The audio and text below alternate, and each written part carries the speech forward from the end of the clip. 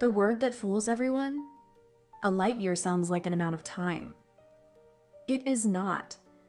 A light year is a distance. And once you really understand it, the night sky turns into a time machine. Here's the idea. Light is the fastest thing in the universe. It moves about 300,000 kilometers every single second. At that speed, a beam of light could go around the whole Earth 7 times before you finish saying light year. So how far does light travel in a full year? About 9.5 trillion kilometers. That enormous distance is what we call 1 light year.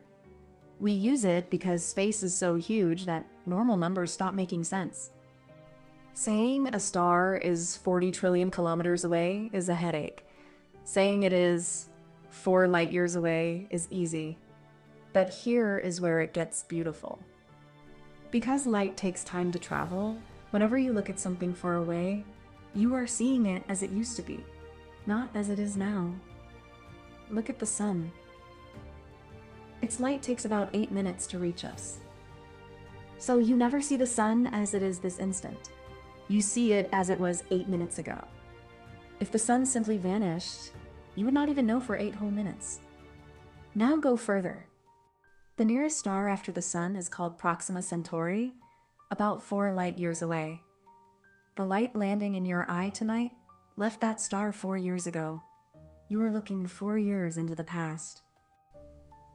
And we can go much, much further.